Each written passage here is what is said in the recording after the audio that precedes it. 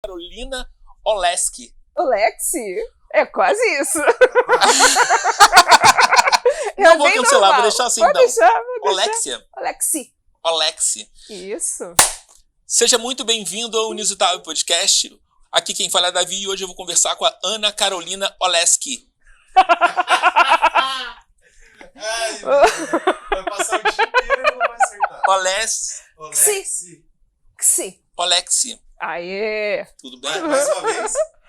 Olexi. Aí! Ana, quando a mulher da temperatura do tempo fala pra mim que vai chover, eu automaticamente entendo. E nunca recebi uma mensagem de uma pessoa falando que ia chover. E aí eu falei, vamos respeitar. Vai acabar atrasando a gente. Olha, é isso, né? Eu tô sempre de olho na previsão, faz parte do meu trabalho, e tanto tempo trabalhando com previsão, eu tenho uma outra relação com a chegada da chuva forte. Foi o que aconteceu hoje, a gente estava se encaminhando para cá e os ventos já começaram a mudar. A gente estava um pouco distante, então aonde eu estava ventando muito, e eu falei, Davi, vamos adiantar isso, porque eu vou chegar encharcada, descabelada, Aqui é sério, né? se eu chegar direito, então... Vamos adiantar. E acho que essa coisa do tempo é muito legal em Curitiba, porque quando muda para valer, a gente tem que ficar bem de olho. Aqui os temporais passam com muita força. O que eu pensava era que não chovia. Chovia sim, mas não alagava tanto. Mas alaga. Alaga. É isso que eu te falei dos temporais. Hoje os ventos já passaram dos 70 km por hora em algumas áreas aqui de Curitiba e região. E quando o volume é muito intenso num curto período, não há bueiro que aguente. A gente tem muitos rios canalizados, inclusive nessa área que a gente está, tem vários rios canalizados, Sim. então eles sobem muito rapidamente. E se choveu nas últimas tardes, aquelas pancadas típicas de verão e tudo, aí todas as galerias já estão mais cheias, então não precisa chover muito. Basta uma boa pancada para alagar. A gente está na região central, é uma das que alaga. Downtown, ou seja, parte baixa da cidade, alaga muito rápido. Tem muitos rios por baixo, canalizados, a gente não vê, mas eles estão aí. Então é água subindo muito rapidamente. Parece que eu estou conversando com uma pessoa de geografia. Também! Vamos falar de relevo? Me diz um negócio, qual é a primeira cena que você tem quando você era criança? A primeira cena que eu tenho quando eu era criança, eu lembro de uma vez que eu era muito pequena, eu tenho 2 irmãs, minha mãe teve nós 3 em 4 anos, então pensa, é uma heroína, né? E eu lembro que eu peguei a minha irmã bem pequena ainda e coloquei no meu carrinho de boneca. Só que o meu carrinho também era bem pequeno e ela entalou. E eu nunca esqueci da minha irmã chorando. E eu devia ter uns, sei lá, 3 anos. E aquela cena daquela menininha chorando e eu pensando que eu era mãe dela, mas eu não era. E eu era muito pequena, era menor, muito, né? E a minha mãe, tipo, ai... ainda com uma outra no meio, olhando tudo. O caos da criançada. Essa cena nunca me saiu da cabeça. Quantos anos mais ou menos você tinha? Eu tinha até uns 3 anos e ela tinha com 1 ano. Nem isso, alguns meses, talvez. Já enfiei num carrinho, assim, pra brincar de bebê, sabe? Engraçado que na minha infância eu penso sempre que eu tenho 5 anos. Minha lembrança. E eu tenho umas lembranças malucas, e isso me marcou, porque eu acho do choro, sabe? Porque eu tava fazendo tudo com muito carinho. Eu queria brincar que ela era meu bebê. Que ela era um bebê. Então, de repente, quando deu tudo errado, eu acho que aquilo marca. Porque ele falou, poxa, o que eu tô fazendo? Não é assim. Acho que é isso. Eu tenho muitas lembranças muito boas da infância, muito divertidas. Mas essa que acho que eu fui longe, assim, porque foi uma coisa bem marcante. E muito com as minhas irmãs, porque a gente cresceu juntas, né? Engraçado, vocês são 3 irmãs, né? Engraçado, muita mulher. Você é do meio, né? Eu sou mais velha. Você é mais velha. Geralmente, a mais velha tem uma responsabilidade, né? Exato, tem a eu acho que bandeira foi isso. de levantar a responsabilidade. Abrir caminho. Abrir caminho. A do meio, todo mundo esquece. Eu acho que a do meio ela tem uma grande vantagem, porque o caminho já está mais aberto, porque a primeira está lá lascando, né? A abertura das portas e possibilidades.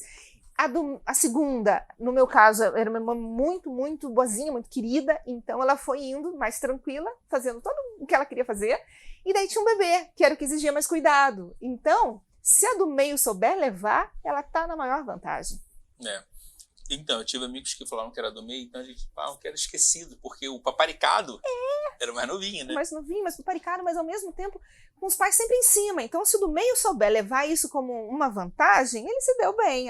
A primeira vai lá abrindo caminho e sofrendo as consequências disso. Mas também lá em casa, assim, nós somos muito próximas, pouquíssima diferença de idade. Então, ao mesmo tempo, nós éramos muito amigas e a gente estava sempre juntas, então não não sei se teve de fato essa diferença de primeira, segunda e terceira. Algumas coisas sim, mas outras era tudo meio embolado. Imagino.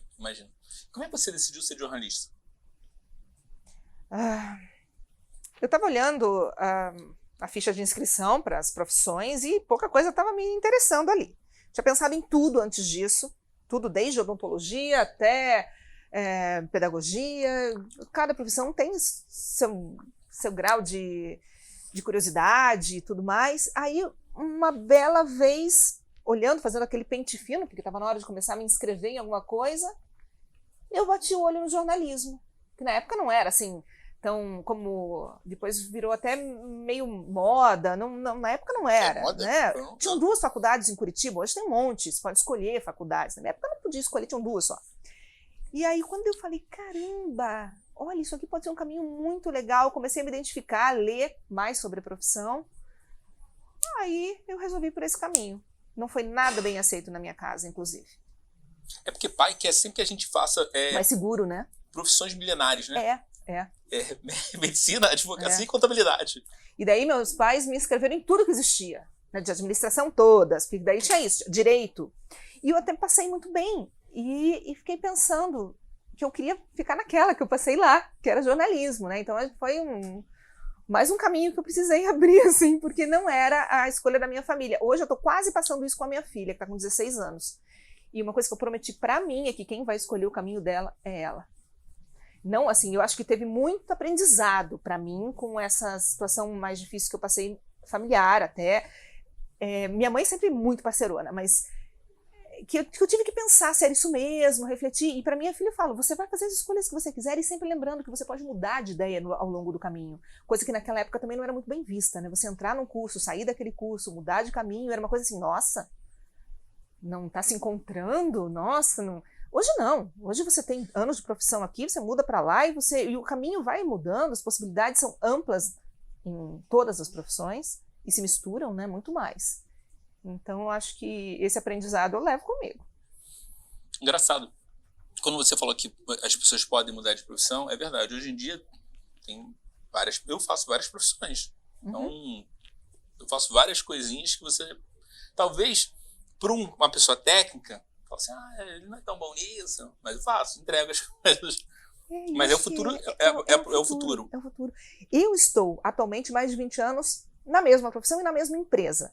Mas eu não sou a mesma de 20 anos, a minha profissão não é a mesma de 20 anos, o cargo que eu exerço hoje pode ter o mesmo nome, mas é completamente diferente de quem o exerceu há 20 anos atrás, ou ao longo de 10 anos, 15, porque é constantemente sendo inovado, a gente se desafia, nós somos desafiados e também a gente vai procurar desafios, porque senão não tem como, você fica completamente obsoleto, tudo vai mudar. A gente faz hoje, e a pandemia também trouxe mais esse desafio, a gente faz reportagens sozinhos, com o celular, a qualidade só melhora, você vai aprendendo muita coisa que antes você precisava de uma equipe enorme para fazer com você, hoje você vai fazendo cada vez com menos gente, mas a tecnologia traz, né, esse aprendizado todo e o resultado tem ficado interessante. Não, o resultado daqui tem ficado interessante. Você vê que a gente rapidinho, acho que 30 minutos a gente conseguiu organizar tudo. É o caminho. Muito mais facilidade e de forma que a gente consiga ser mais independente. Mas engraçado, vamos dar exemplo, quando uma pessoa sai, aqui é RPC, então sai da Globo, aqui tem pouco jornalista independente. Ainda. Entendeu? Então provavelmente é porque os jornalistas que saíram, eles não deram a cara para montar uma estrutura mais independente. Mas nas redes sociais você já percebe esse movimento. Mais fraco ainda. É porque ele vem com uma roupagem diferente. Sim. As redes sociais estão muito com a roupagem do influencer, que mistura muito do entretenimento, da publicidade, com um pouco de jornalismo. Mas à medida que começar a crescer essa área do jornalismo, com essa cara mais de jornalismo mesmo, isso vai ser muito rápido. Então, é porque eu vejo muita coisa de futebol. Eu não vejo tanto jogo, mas eu gosto daquela mesa redonda, da conversa. E eu vejo tantos jornalistas que saem de uma empresa, então ele sai da Record, sai da esporte interativo, da Globo, e eles estão começando a fazer canais específicos na internet. E isso aqui em Curitiba, o cara que fizer isso, fazer bem feito, ele vai ganhar muito bem. Existe um espaço, uma lacuna muito grande nisso. Então, a gente, para ganhar, a gente tem algumas estratégias para que a gente possa ganhar audiência, que uma delas é ter um site de notícias. A gente pega, recorta um monte de notícia e divulga pela internet. E a gente falou assim, cara, existe um buraco aqui para um jornalista. Eu não sou jornalista. Uhum. Falei, cara, existe um buraco aqui para um jornalista que ainda ninguém abraçou. É. Ou foi por medo, ou por falta de segurança, mas de forma geral... Ou porque está para acontecer e a gente ainda não sabe, isso já está acontecendo em algum momento e o movimento já está se mostrando né, mais efervescente. Eu acho que sempre isso, quando a gente começa a ter ideia, pode ter certeza que muitas pessoas estão tendo, só que algumas vão colocar em prática. Então já a gente vai ver isso também. Exato. Essa aqui é a Bel, tá? A Bel vai fotografar a gente. Oi, Bel! Cheguei atrasada aqui. Não, relaxa, isso não tem problema não. É que a Bel vai começar a andar por aqui, você vai achar estranho. Não, mas a Bel é da equipe da gente. Enfim, e aí existe um buraco aqui imenso. Existem algumas pessoas que estão fazendo esse movimento, mas ainda estão um pouquinho no salto alto, sabe? Não fala com as redes, demora, tem que ser mais rápido, entendeu?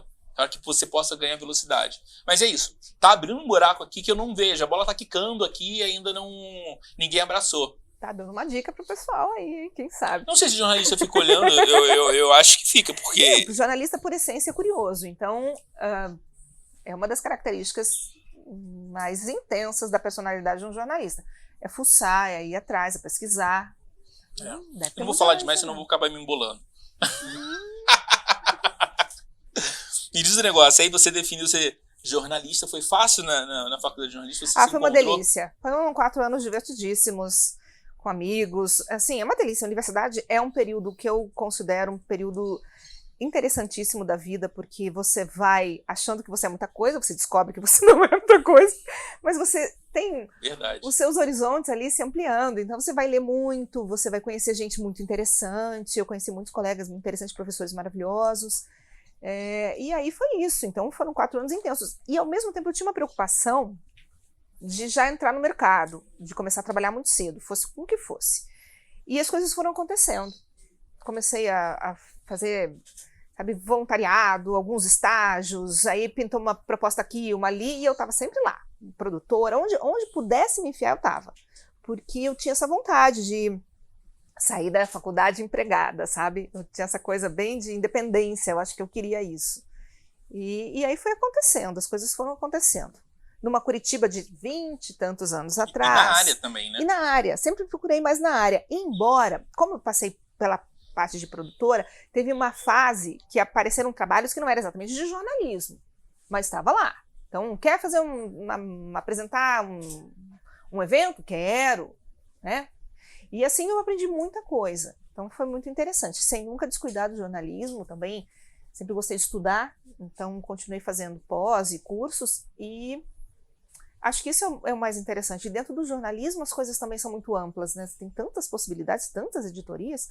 Eu lá mesmo dentro da RPC, quanta coisa eu já fiz, que é muito interessante. Você está sempre aberta também a essas possibilidades. Você não precisa ficar num só segmento.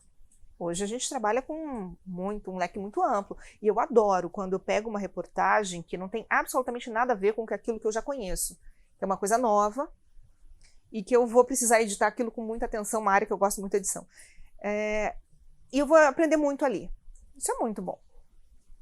Eu também gosto. Eu gosto de me sentir o burro do grupo. Que eu vou aprender. Sabe? Mas é muito melhor do que você falou do salto alto, porque se você tiver de salto alto, isso vai te levar aonde? Né? Porque você sai dali do mesmo tamanho que você entrou? Não. Até uma conversa com criança, como é legal criança, que é tão espontânea, e quanto elas trazem de conversa, de reflexão, de dúvidas que fazem você pensar. Então, é sempre válido. Vai tranquilo, né? É legal, criança é legal. Mas criança também às vezes é um tiro no pé, né? Porque ela é tão espontânea que pode soltar sempre alguma coisa. Os maiores memes da televisão são as crianças, né? Sim, porque eu falo cada coisa absurda. Mas eu tento me controlar aqui. É porque eu sou muito sincero. Então eu falo, isso aqui... Eu me lembro que eu fui no RH, eu tenho várias histórias. E aí eu falei, cara, eu queria pegar uma matéria da revista e eu queria arrancar a revista, a folha da revista. Eu falei assim, não vou arrancar, eu vou passar nessa entrevista. Aí, deixei a revista, eu falei com a menina da RH, então, eu gostei de uma matéria, eu marquei, você consegue escanear pra mim? Ela falou assim, faço. Escaneou? Não. Passei. E eu falei, sei lá o nome dela, sei lá, eu vou falar o nome da minha mãe, não. Fabiola. Fabiola, você esqueceu de escanear isso aqui pra mim. Poxa, eu precisava. Cara, eu dei um esporro nela, tipo, no primeiro dia. Cara, quando eu fechei a porta, ela, que abusado, o cara chegou agora, não sei o que. Eu falei, tá resmungando? Cara, e foi muito automático isso que eu fiz. Não foi de propósito. Fabiola te ama, né? Cara, e ela parou de falar comigo. Nunca mais ela falou comigo. Começou bem. Mas são muita coisa espontânea. Como eu não tenho filtro, eu tenho que controlar determinadas coisas. Aí depois que eu penso, processo, eu falo, cara, enfim, eu sou muito de dar vexame às vezes. Então eu tenho que me controlar, às vezes, para que não possa ser sincero demais, que é um grande problema. O Sincerão, a gente brinca que o jornal Sincerão seria um jornal de internet que agradaria muito, porque as pessoas às vezes têm vontade de dizer algumas coisas e eu tenho filtro, eu sou uma pessoa com muitos filtros. Por quê? Eu faço um jornal ao vivo. O que foi, na emissora que tem a maior audiência do nosso estado. Então, o que acontece ao vivo não pode ser reeditado, não pode ser... Você pode até pedir desculpas, mas o impacto de uma palavra dita é muito diferente de uma desculpa depois disso, né? Então, em todos os sentidos, a gente tem muito esse cuidado. Isso a gente chama de filtro. Mas não é um filtro de quem eu sou, é de como eu me expresso. Você acaba criando uma camada e aí você consegue controlar. Até as palavras, assim, eu sou uma pessoa que quase não falo palavrão no dia a dia. Porque também é uma questão de escolha, né? Do teu vocabulário, do que você usa para se expressar. A nossa língua é tão rica que eu posso usar palavras que vão significar muito mais para as pessoas do que um vocabulário que depois pode me trazer problemas se eu estiver muito associada a ele e usá-lo indevidamente. Sim, também tem a questão do hábito, né? Se a gente ficar falando muito uma forma que sabe que é errada, depois no dia a dia... Até da brincadeira, esses memes que a gente brinca e tal e tal. E como a gente vive também um mundo muito espontâneo hoje, que não é mais o jornalismo que é o jornalismo só lido, ele realmente é comentado, isso é uma nova fase, e que eu estou tendo a sorte de viver, porque ela é uma fase muito interessante, aí vem o hábito. Se você fala assim em casa... fala assim com seus colegas, na redação, no barzinho, onde quer que seja, por que você não vai falar, não está no momento espontâneo? Vai falar. É igual o Big Brother, né? Você não tem como ser a mesma pessoa sempre, né? Você, em algum momento, vai mostrar quem você é. Então é legal você sempre ser a pessoa. E isso é uma coisa que a gente conversa muito, eu e os meus colegas que vivemos a mesma rotina, assim, somos nós. Aquilo não é um personagem. Nós somos aquelas pessoas que vão ao ar, as pessoas que cumprimentam os amigos de casa, como a gente chama, todos os dias, com respeito, sabe? A gente tem realmente, dentro da missão da empresa, nosso próprio propósito, né? E ali, é a Ana Carolina Olexi, ao vivo. Né? Tem que ser o tempo inteiro, sabe? Senão não dá certo. É verdade. Eu tô aqui com você, sou eu, não é a mesma pessoa que tá de olho naquela horta linda ali do lado. Não, mas olha só, mas a gente entende também quem quer fazer, quem vem aqui, a gente já começa a entender várias pessoas, quem vem desarmada, é legal, sabe? É legal quando a pessoa é ela mesma. Isso é muito interessante, quando a pessoa tá desarmada e ela acaba sendo ela mesma, você fala assim, que legal, cara.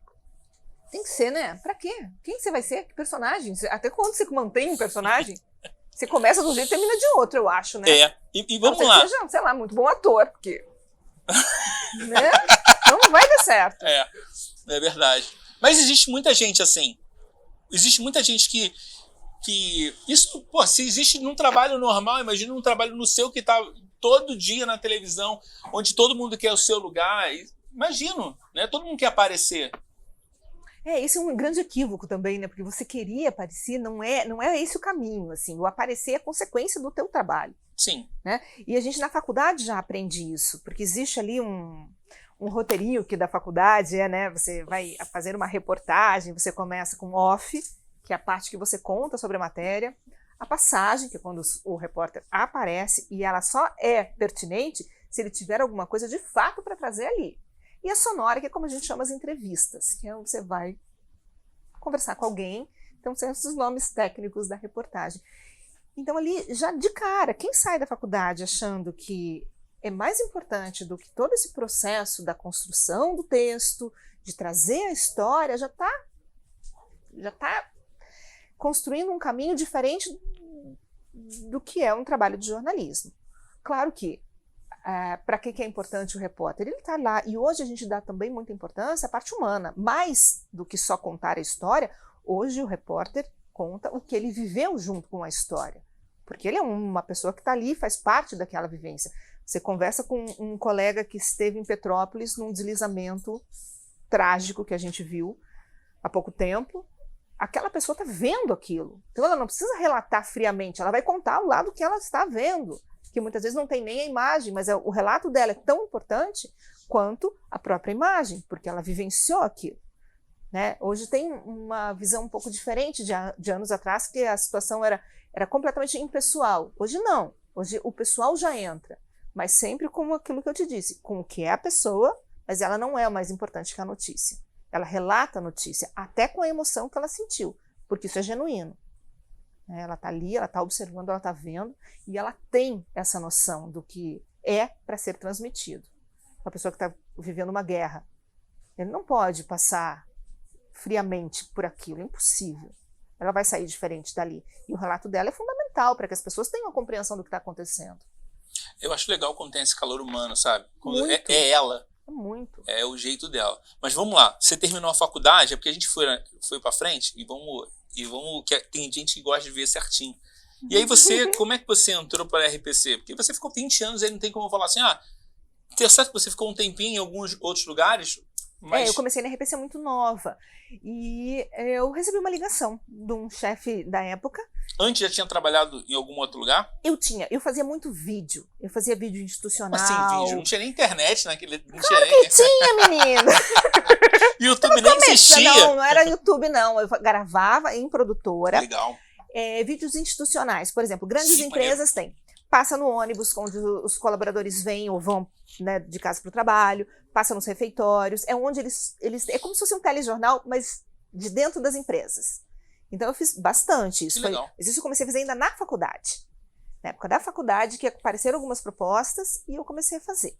E aí, por essa situação de estar sempre conversando com muita gente do meio, e um dia apareceu esse convite.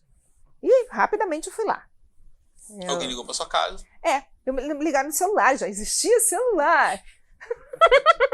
Eu tinha um celular. Eu tô na...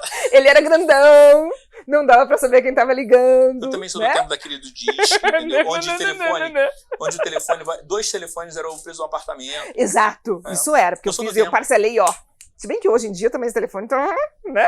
Não dá pra dizer que tá barato, não. E aí, eu fui lá no Castelinho do Batel, conhece? Conheço. É tão bonito, né? Lá foi a primeira sede minha. Eu fui uma única vez lá. Lá era a nossa sede. Legal. Aí eu entrei e, assim, peguei o final do Castelinho e o começo na nova sede já. E lá fui eu. Comecei rapidamente, assim, eu me lembro que comecei na pauta, fazendo ali reportagens, aprendendo com os meus colegas, um mundo completamente novo, do jornalismo diário, que é muito diferente, né, de tudo que eu tinha feito. Eu tinha até alguma experiência, mas diferente. E aí, minha colega que fazia a previsão do tempo, ela fazia 2 funções e estava bem corrido. E como eu já tinha experiência de vídeo, um dia eles falaram, Ana, faz lá, ela vai uma escala de Natal, alguma coisa assim, faz lá. E eu achei tão legal aquilo, que eu acho que eu demonstrei que eu achei bem legal, e continuei, e tô lá, fazendo. É engraçado, né, porque é muito dinâmico, né? Muito. Tem uma coisa do nosso trabalho, da nossa rotina de trabalho, que não é para qualquer um, porque tem que ser um pouco maluco. Imagine que você chega todo dia para trabalhar e você começa do zero.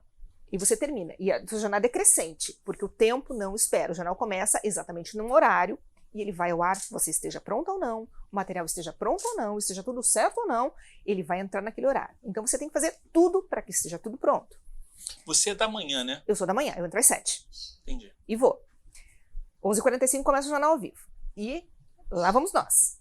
Aí eu termino de organizar as minhas coisas e tá na hora de ir embora. Aí no outro dia eu começo tudo do zero. Não, mas você não é do Bom Dia Paraná. Não, Bom Dia... Você é do meio-dia. Exato, Bom Dia é o jornal que entra às 6 horas no ar, o meu entra às 11h45. A equipe do Bom Dia chega muito mais cedo. Sim, imagino. E os jornais, por mais que eles conversem, eles também têm identidade própria, eles têm equipes próprias, então eles têm alguma coisa que, sim, passa de um para o outro, porque quando uma notícia acontece de madrugada, é claro que a gente continua na apuração para que ela continue à noite, continue ao almoço e continue à noite, mas tem coisas que são específicas, que são da equipe da manhã, que é um tipo de cobertura, e pouca coisa a gente consegue fazer uma gaveta ou guardar para outro dia, porque é algo que se renova todo dia. E é muito difícil trabalhar hoje em dia, porque eu acho que o que aconteceu agora, choveu, a gente está, enquanto tem rua alagada aqui, se você está aqui, você está perdendo matéria. E tem gente na rede social falando isso. Muito loucos também. Mas eu não estou no meu horário de trabalho, então eu Não, não estou perdendo. sim. Meus colegas que estão trabalhando estão cuidando disso. E no Jornal da Noite você vai ver tudo e te garanto que é a melhor cobertura, porque a gente também tem muitas fontes, tem uma coisa que eu amo dos nossos telespectadores. Eles são os nossos repórteres espalhados por todo o estado. Então, assim, e eles são fiéis. Eu fiz muitos amigos nessa história de interatividade e do aplicativo, que é uma coisa que também é relativamente nova. E as pessoas realmente, a gente sabe tudo o que está acontecendo, tudo que está, onde está a rua. Antes de você chegar um pouquinho, eu estava olhando que tinha uma árvore que tinha caído e tinha provocado um acidente grave. E vamos desligar o telefone. E aí... Se você quiser atender, você atende. Não, pode deixar. E aí tem isso, assim, eu tô aqui, mas eu sei que os meus colegas estão de olho nisso, eu já sabia que tinha equipe indo, então tá tudo muito bem coberto, sabe? E se por acaso for em algum lugar que não tenha uma equipe e não tenha como chegar, pode ter certeza que a gente vai ter imagem. Porque hoje tá muito fácil, né? Tá todo mundo com o telefone na mão. E as pessoas estão aceitando, né? Muito.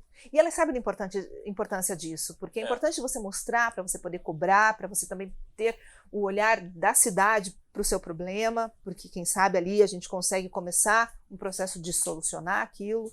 Então Tem uma coisa muito interessante, eu não tenho televisão em casa, então não tenho. Eu vejo pelo computador.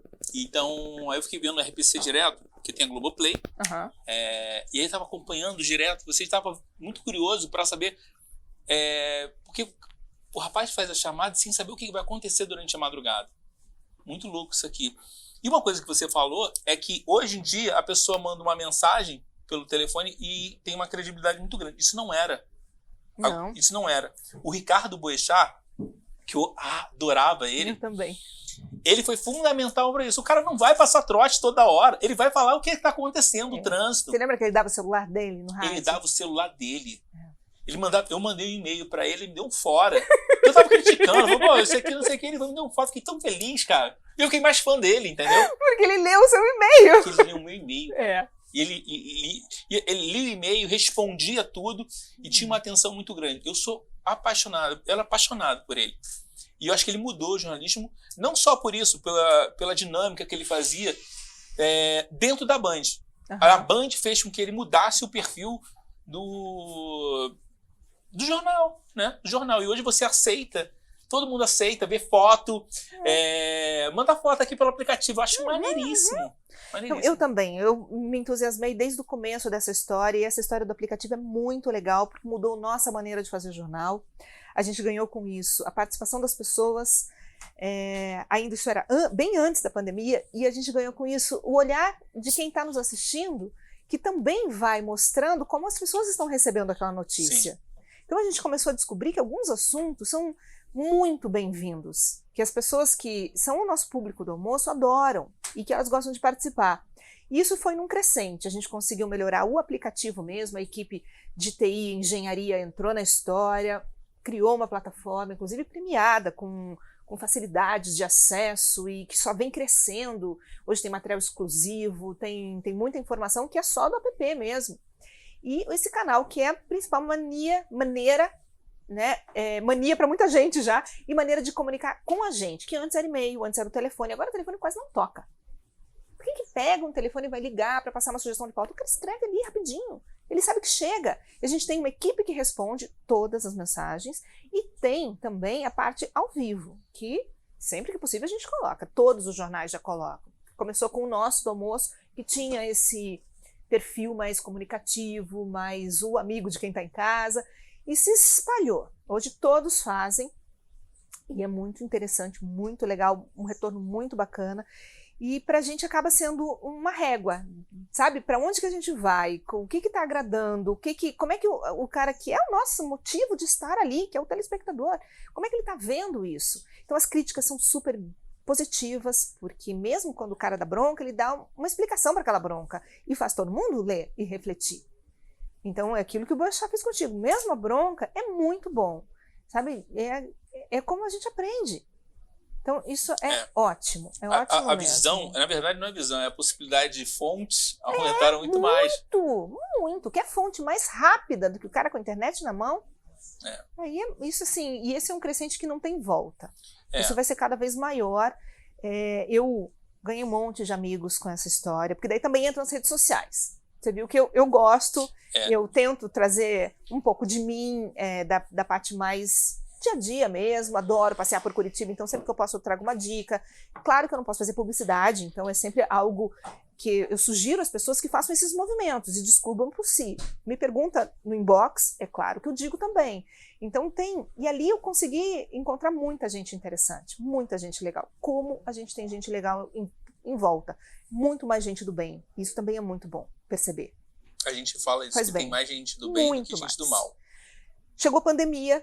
Acho que isso é uma coisa, um case interessante de contar. Chegou a pandemia e a gente teve que se reinventar demais.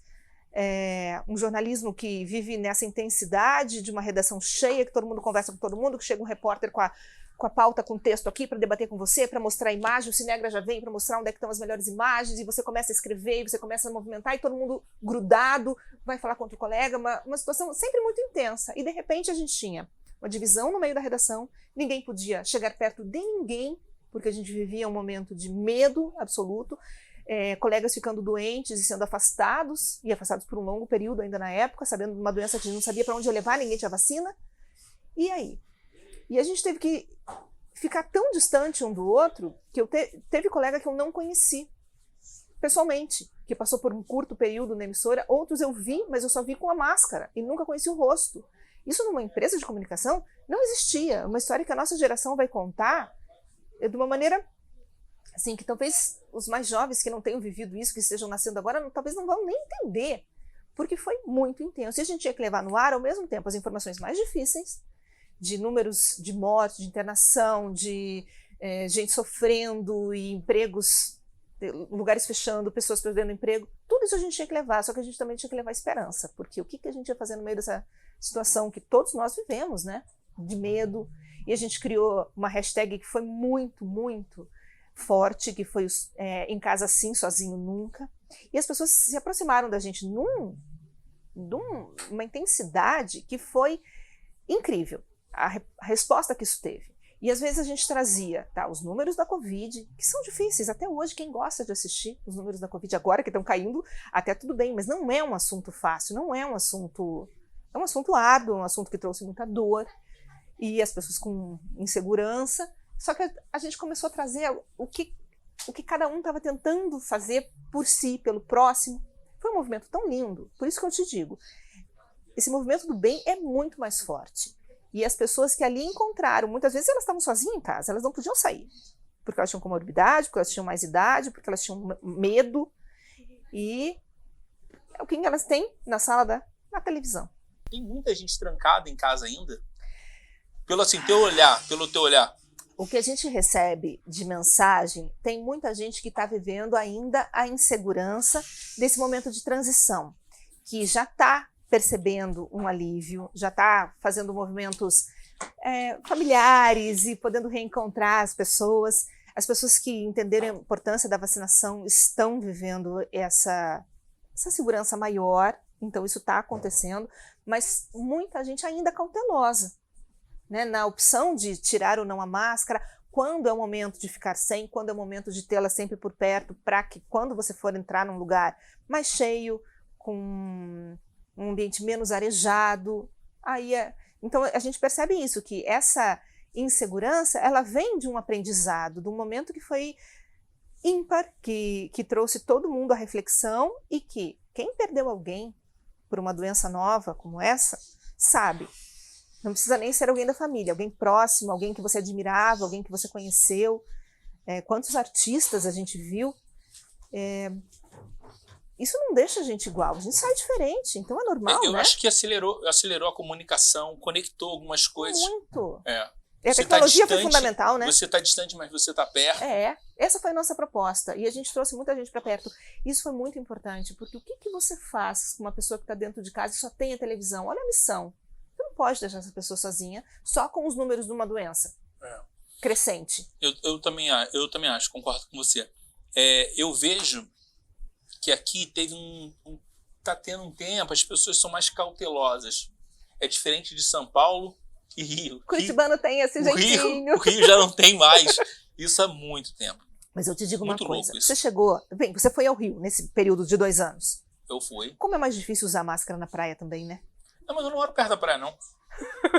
A gente lembra Rio Praia, né? Eu fui algumas vezes a Florianópolis. A praia são 7% da cidade. Pois é. O Rio que mora... É que eu digo, lugar quente e úmido é mais difícil. Então é compreensível em algum aspecto. Eu sou uma pessoa disciplinada, então eu não tiro. Agora a gente está livre disso, pode optar. Não, mas a gente ainda está distante. E aqui é bem aberto. Mas... E aí tem a história do bem aberto. Foi uma coisa que a gente pensou, foi isso. Isso é fundamental. Mas o curitibano tem isso. Ele é um povo, por essência, mais conservador. Então, ele também atendeu muito bem as regras. Não foi 100%, óbvio, não existe 100% em nada, né? Mas foi um número muito expressivo. É verdade.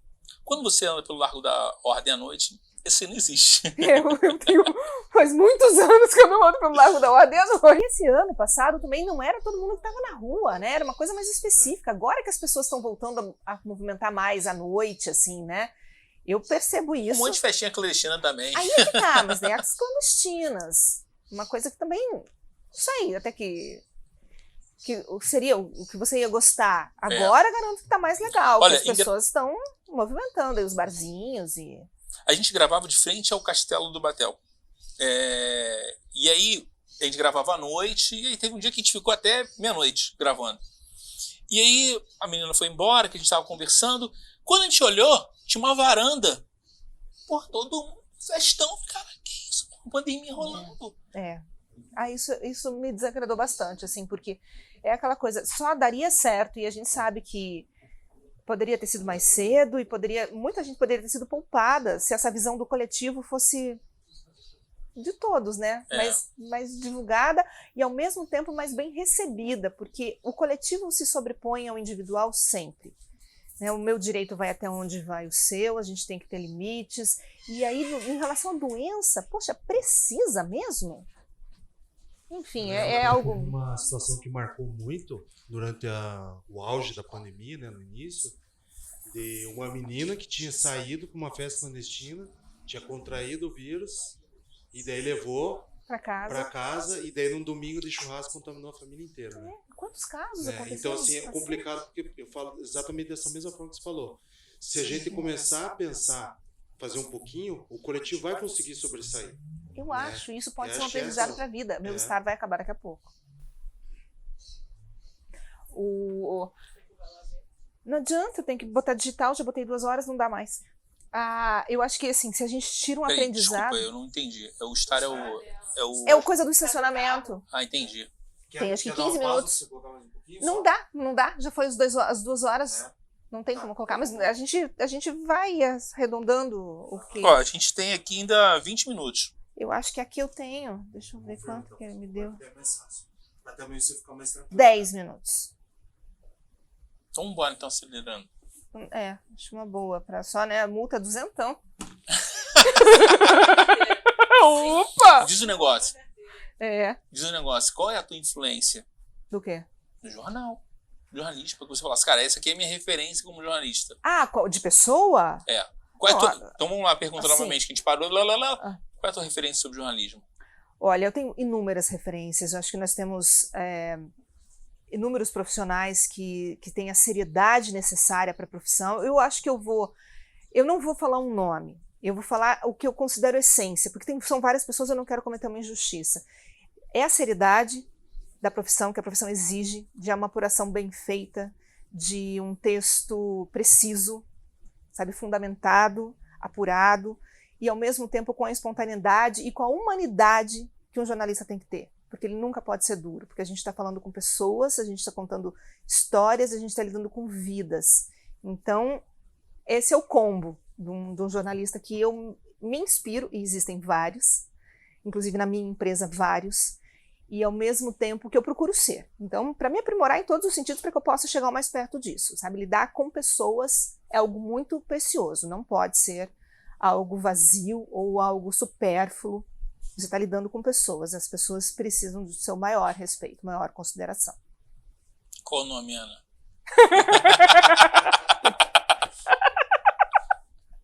Eu te passo uma lista depois, enorme. Vai entrar nos créditos. Vou te falar que eu adoro a Leda Nagli. Também gosto muito dela. Adoro ela. E ela falou um negócio bem diferente. Que ela falou assim, pô, eu trabalhava na Globo, né? Que ela trabalhava no Jornal Hoje. E ali era pouquinho tempo, ela fazia entrevista, não fazia entrevista, era um minuto, 2 minutos, aí passou para 3. E aí depois ela foi pro Sem Censura, que é aquela mesa que tinha gente de gente, ela controlava aquilo, ela adorava o Sem Censura. E ela chega hoje, depois de ter saído do Sem Censura, abre um canal na internet que é um sucesso, que ela falou assim, cara, eu não tenho só 1 minuto nem 3 minutos, eu tenho o tempo que eu quiser. Tá vendo? Isso é muito louco. É a força desse veículo. Agora, tempo é uma coisa que a gente também tem que cuidar muito, porque você tem que saber o começo de começar. O começo é bom, né? O ponto de começar e a história. E entrevistar é uma arte. Leda tem essa capacidade de trazer do entrevistado tudo para que não fique chato, para que as pessoas se interessem.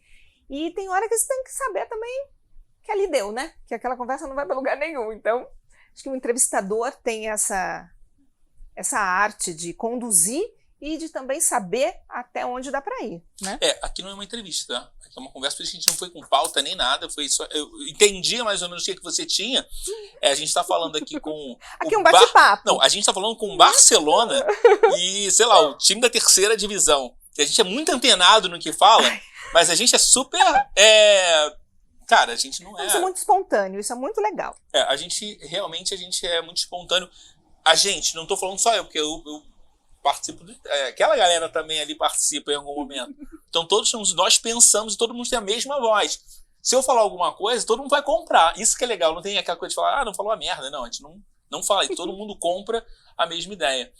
Então, isso é engraçado, porque eu tô falando com uma pessoa que é jornalista. Essa liberdade da internet também é deliciosa, né? Isso é muito bom. Eles me controlam quando eu falo palavrão. Eu falo, não fala isso aqui. Eu falei agora, sem querer. O que você faz? Eles estão pedindo pra parar de falar. Eu falo assim, não, é verdade. Né? É o hábito. O hábito. Então... não, mas eu falo um pouco, mas é que eu fico muito à vontade. Aí quando você fica à vontade, já era, né? E eu não preciso nem beber, porque eu não bebo. Então, eu já fico muito à vontade. Me diz um negócio. Quais são os desafios pra você? Se a gente tá... A gente já passou 3 meses, agora a gente já tá no 4º mês do ano, para 2022, dentro de uma empresa que... ela é super engessada e, ao mesmo tempo, totalmente querendo ser flexível, né? Nós passamos já da cultura do engessamento, nós estamos numa outra fase, com muitas ações, justamente para quebrar essa visão mais antiga. E hoje o desafio ser a melhor empresa de comunicação, com os melhores profissionais de comunicação. A gente já tem essa credibilidade, mas é cada dia, como eu te disse, é cada dia que esse nosso carimbo de excelência em comunicação acompanhe o lado humano, a criatividade. Nosso telespectador mais jovem, está acostumado com linguagem de internet, a gente não vai fazer internet na TV, mas a gente tem que também trazer alguma coisa para que ele se interesse por isso. E ao mesmo tempo que ele precisa estar bem informado, então o nosso papel de informação vem em primeiro lugar, a gente pode trazer de diversas maneiras a comunicação. A comunicação é absolutamente tudo, né? E aí o desafio é esse, é continuar com esse gás, para que a gente não perca a energia de todo dia colocar um material melhor do que o outro no ar. Eu vejo que é um esforço muito grande. E coletivo, e agora de todos juntos de novo, vai ser melhor ainda. E eu vejo um esforço muito grande em ter essa flexibilidade, de mostrar que nós somos flexíveis. Mas, às vezes, ainda eu vejo um pouco engessado, às vezes exagero demais em algumas coisas. Isso é televisão aberta, tá? E aí, o certo também não é você ter liberdade demais. Não, porque a gente também tem que tratar assuntos do tamanho que eles têm. E tem determinados assuntos que são papo reto, ele vai ser papo reto. Sim. A gente está cobrindo uma situação factual, acontecendo aquilo, tem que ter aquilo é aquilo. E aí não é hora de firula, aí é a hora de você contar o que está acontecendo, você está no meio de um protesto, de uma situação séria, não é a hora de vir de gracinha. Então isso sempre vai acontecer. Né? Tem horas que cabe um sorriso, um comentário, uma brincadeira, tem horas que não cabe. É como tudo na vida. Então, acho que talvez o que se chama de engessado é esse caminho que cada situação ocupa, né? Cada editoria tem também uma maneira. Mas eu não acho ruim, não. Eu acho bom. Eu acho bom. Ser, Achei que é até senão interessante você fazer. De ser jornalismo. Você vai para uma outra área ali que pode fugir da seriedade, que não pode cair nisso também. Então, é sempre... Eu acho que eu trabalho sozinho. A gente trabalha sozinho, cada um trabalha independente aqui. Mas, assim, o que eu acho mais ruim é quando existe dentro da empresa, né? Patotinhas. E aí você não consegue bloquear. É legal você escutar muita gente. Eu adoro trabalhar com muita gente. Com muita gente é legal que você... E tem que entender. Cada gente que é diferente... Eu sou diferente, sou muito diferente de você, sou muito diferente da Bel, sou muito diferente do Wagner. Ele também é diferente... Cada um é diferente. Se a gente conseguir montar uma equipe com as nossas diferenças, a gente vira um Dream Team. Entendeu? Porque a diferença que é legal. Claro. E se você tiver a humildade de observar a Bel com tantas características diferentes de ti, mas com uma personalidade rica, com quanto ela pode trazer de vivência e tirar aprendizado disso, você também, Davi, melhora. Né? Com certeza. Então, assim, não é só profissional, a gente ganha muito trabalhando com pessoas. Eu adoro. Entendi. A gente está acabando ainda falta tempo. Não falta não, senhor. Wagner, tem alguma pergunta? Não. Bel, tem alguma pergunta? Prazer, Bel. Eu conheço, gente, eu falei pro Wagner, foi muito engraçado ouvir a voz dela. Isso é uma coisa curiosa. Eu falei, gente, como assim? Gente, as pessoas agora me reconhecem pela voz. Isso. Por causa da máscara. Isso. Eu vou nos lugares, eu estou de rabinho de cavalo, tô aquela coisa, né? Com o rosto lavado, mas a máscarazinha. Eu dou um oi. Olha, seja no mercado, seja em qualquer lugar. É bem engraçado isso, né? Um dia eu fui comprar um CD, muito tempo. E aí passou uma voz. Aí quando eu olhei, eu falei, já escutei essa voz. E eu falei, putz, mas eu não, quando eu vi, cara, era o Roberto Frejá. Eu falei, pô, cara, eu adoro você, cara. Aí ele olhou, correndo.